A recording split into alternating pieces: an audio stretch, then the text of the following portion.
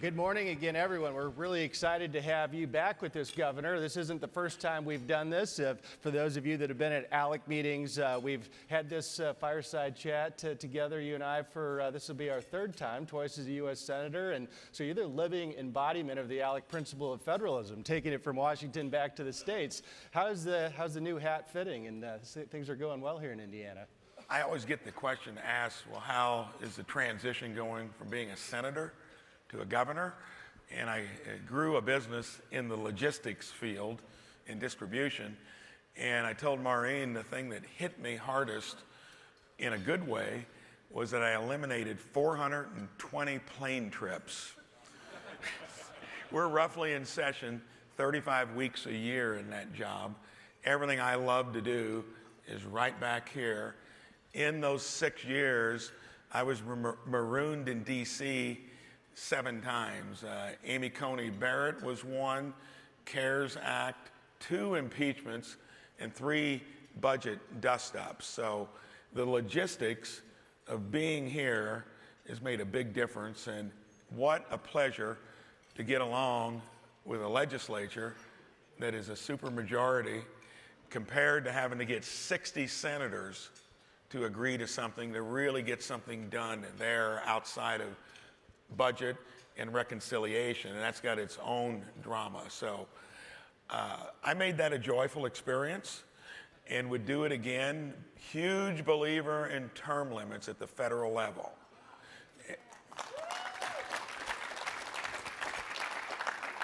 And until we get them and a balanced budget amendment, don't think that it's going to be preemptively, proactively fixed. We're just watching the opening act, and look how hard it was, and it's still not done, to actually get back $9 billion on a deficit that's over $2 trillion each year. We don't have those issues to deal with. We're dealing with all the opportunities of a well-run state government hit the ground running, and what we're going to get done over the next 3.5 to 7.5 years is going to be impressive. I think folks across the country are already taking notice. So you can see I kind of like the new gig. Yes, very clear. That's great. So on the education freedom movement, Wednesday here was Education Day. As you know, we had Secretary McMahon with us. Indiana's been a longtime leader in school choice, and you're part of the school choice revolution in parental empowerment now with 17 states. What's next in your administration on education and workforce development? Secretary McMahon and I were together up at Purdue looking at a subject that'll probably come up. We toured their leading edge presence on the whole energy discussion, but here it was clear she and the administration there would be real interested in getting that back to where it always belonged, to where we're not dependent on their resources. That's fickle. And we're at the leading edge there. Indiana, way before I got into the legislature, was pushing in that direction. And we're going to take it to that next level, those new horizons. And we're there in many respects. But this was the first time in our state's history where we froze tuition across all public universities. And what an accomplishment. Purdue had set the bar for the 14th year, and when our own Commission of Higher Education thought that would be a good idea to do across the board, our universities maybe didn't embrace it, but they've taken it on. That's just a little bit of what you can expect in the future. And when it comes to education, parents need to be in the driver's seat, and we need to start that journey K through 12, especially mid-elementary, to where we give them great options on good outcomes, and that's not always going to be a 4-year degree. It's going to be workforce. The jobs that would add $3 to $4 billion to our own state economy need a better high school education. Apprenticeships, way of looking at it, very similar to the way it was when we went to grade school and high school.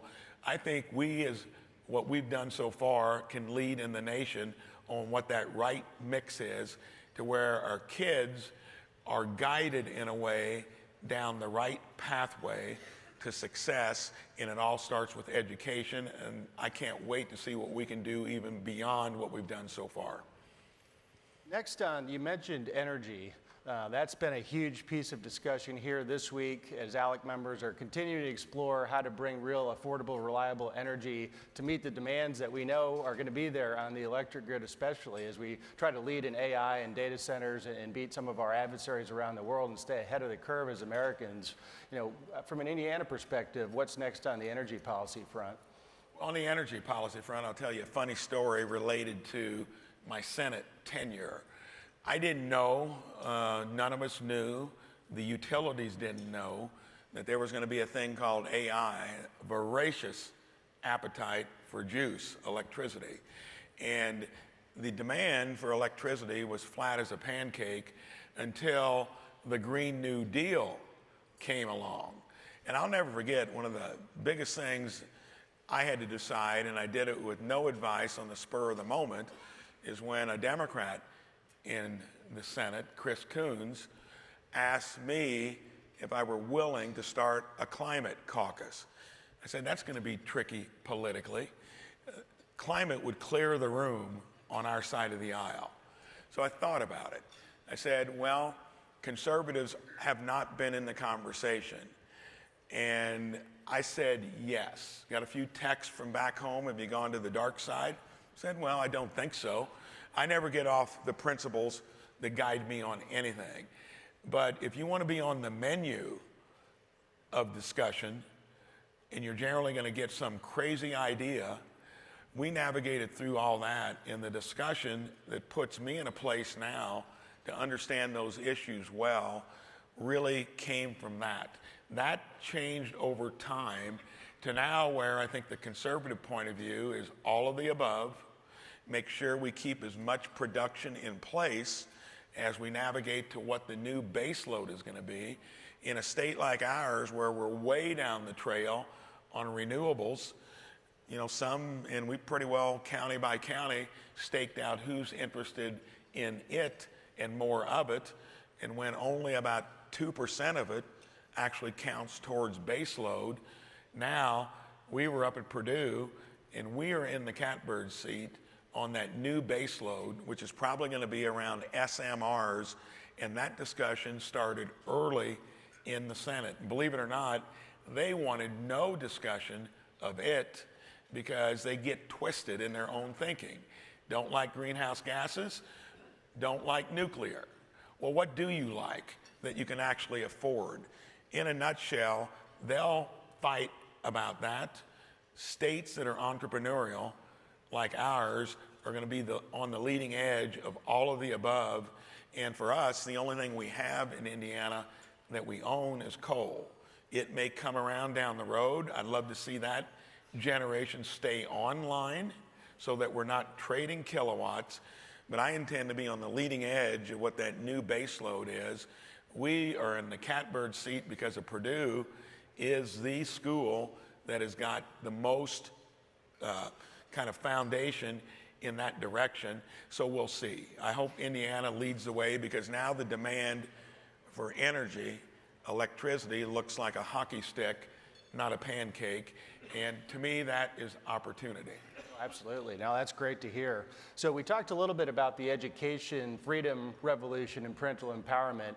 Another big revolution shaping the states has been on tax reform and the flat tax revolution. Of course, Indiana has always had a flat tax. It's been one of the strong elements of Indiana's economic outlook.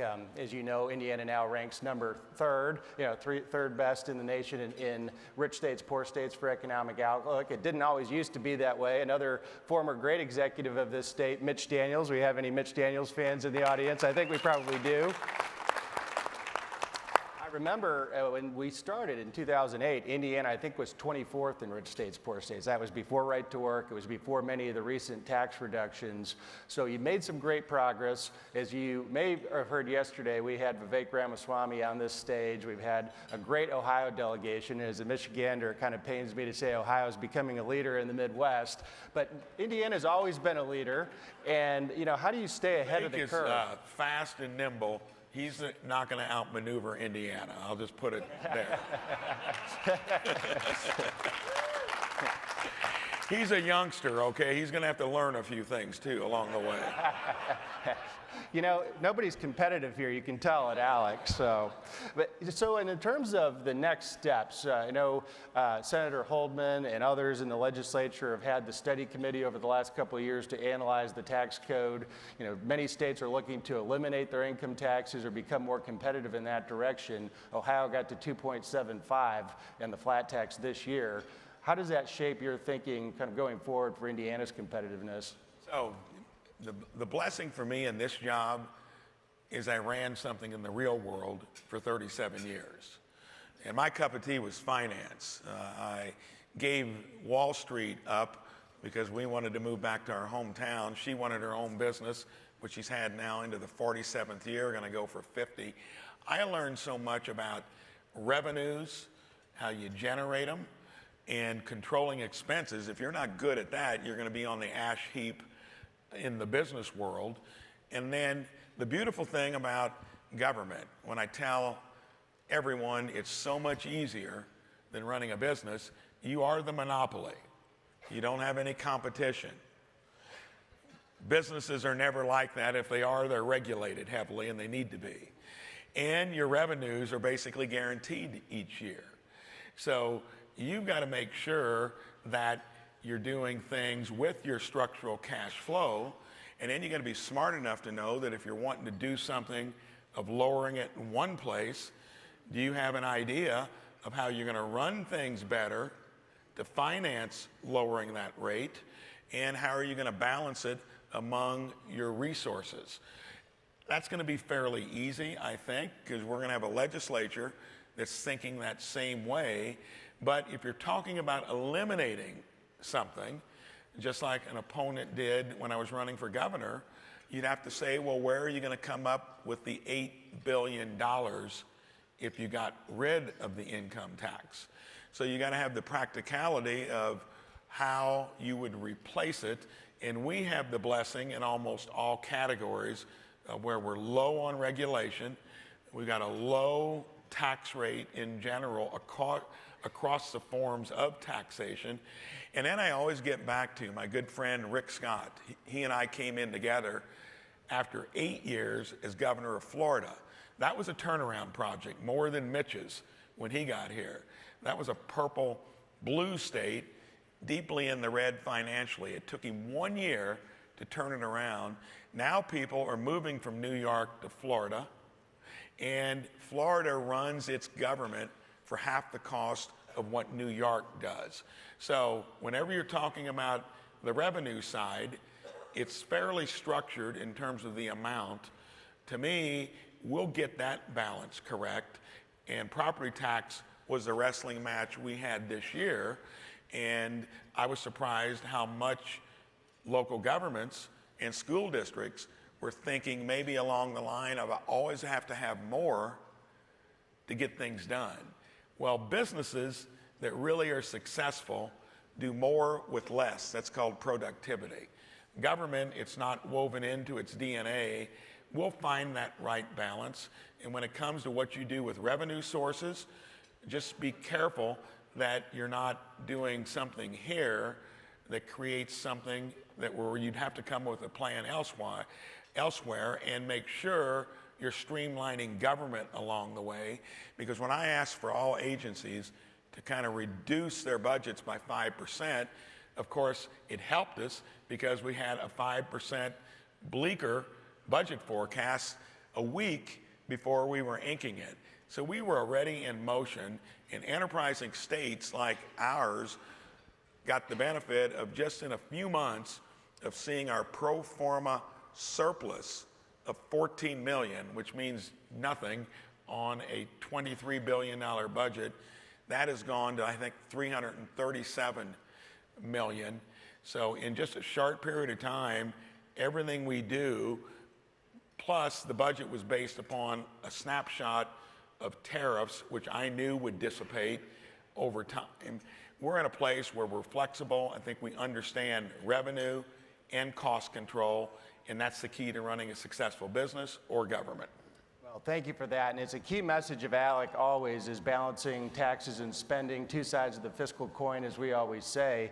And on that front, I know Indiana's had a model balanced budget amendment in the Constitution now, thanks to our Senator Jim Buck and many of the legislators here that helped spearhead that effort a number of years ago. It's become a piece of ALEC model policy. So if you're looking to strengthen your state's balanced budget, look no further than Indiana in your Constitution. I had the pleasure of voting for that the last year in the House, and then they got it across the finish line the next year. So thank goodness. I just wish our federal counterparts would start thinking that way. Yeah, no doubt. Yeah, more on that in a second. I want to ask you about health care. That's been an area I know as you and I have talked, and you chaired our ALEC policy effort there for the ALEC 50th anniversary just a couple of years ago. You thought about that a lot at the federal level, and then coming in as governor, you issued an executive order on price transparency for hospitals, something near and dear to us at ALEC. We have great ALEC model legislation in that area as well. Talk a little bit about that, bringing real market discipline to health care, starting with price signals and other things you're thinking about. Just didn't complete. We got a few more of them, but I've been holding a roundtable session with hospital CEOs. Let's look at the healthcare system. 10 years ago, 15, it was about 1/3 practitioners, doctors and nurses. Now that's down to maybe under 20%. So many have had to monetize their clinics by selling to hospitals. Hospitals used to be 1/3 of that healthcare dollar. Practitioners 1/3. The other third split between pharma and the administrative side of healthcare, which we need to take down to a lot lower level than what it currently is, insurance. Insurance was intended for indemnification, not running every little scratch and dent through with a claim that they make a fortune on that impedes the providers from doing their job.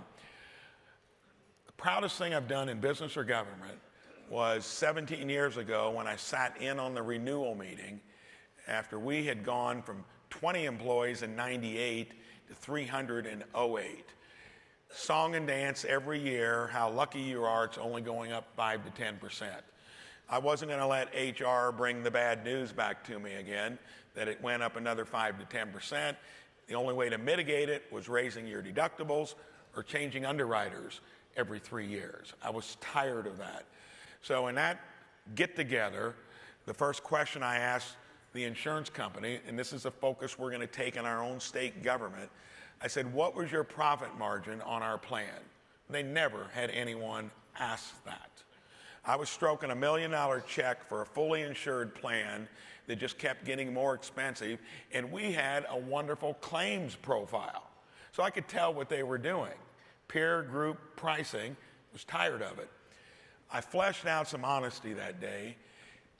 25% profit margin. You got to be selling something illicit for that because you're not in a market. No market will give you that kind of return.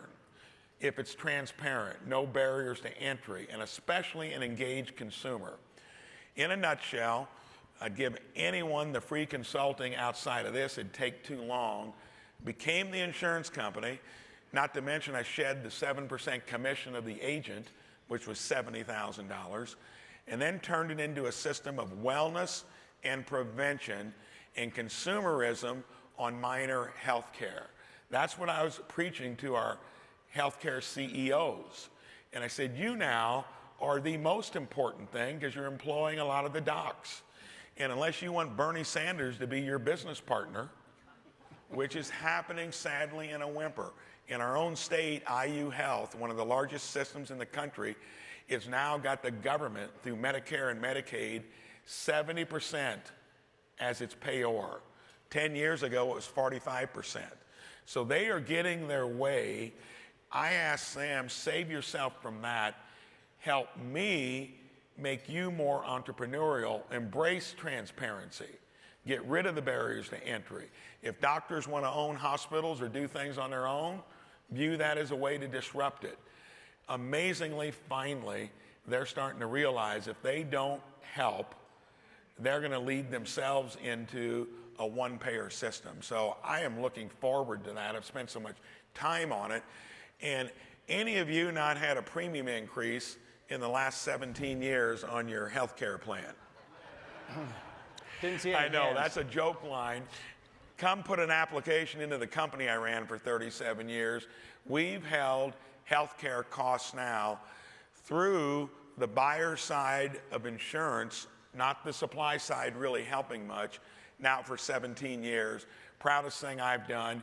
We're going to weave that through our own state employee plan and get Indiana from one of the highest healthcare cost states to hopefully one of the lowest, with hospitals helping me and insurance better come along. They're an unnecessary administrative cost other than indemnifying against catastrophic loss, not being the mover and shaker that eats up so much of our resources, not to mention PBMs. Buckle up, watch us, we're just beginning. Wow. Thank you. Well, as you can tell, we could keep this conversation going a long time, and it's a great conversation. We're going to have you back, Governor Braun, but thank you for your leadership as a strong voice for Indiana. I think what Governor Braun here proves that common sense policy ideas absolutely will continue to work. So thank you very much. Thank you, and thank you for doing this.